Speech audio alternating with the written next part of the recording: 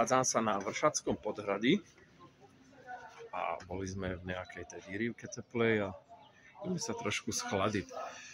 Žena odmietla ísť so mnou von, lebo že jej bude zima. A ja idem vyskúšať nejakú tú ľadovú kúpeľ, trochu toho otužovania. Pred chvíľkou to napustili, takže voda je zatiaľ ľadová, možno sa trošku vyhreje.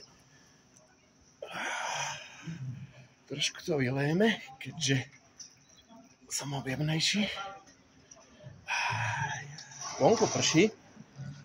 A to je doteraz lálo jak z krhle. Za nami je Vršatský podzámok z Rucanina. Musím si to trošku naštudovať.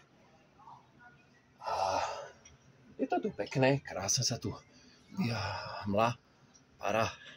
Vyzerá to pekné. Vnútri mám nejaký bazén s primerané teplou vodou. Jedna výrivka žeráva nejaké sauny.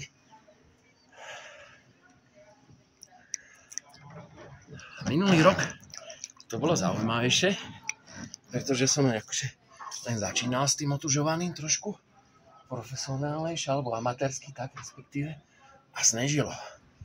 Takže som sa doslova kúpal v tejto ľadovej kadi a popri tom padali snehové vločky, tak to boli také krásne začiatky.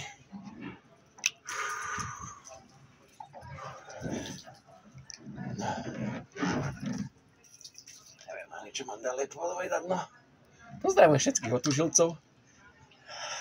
Komu sa páči kúpanie v ľadovej vode. Komu sa nepáči, tak nech si to pozrie a vyskúša. Čaute, želám veľa ľadovej vody.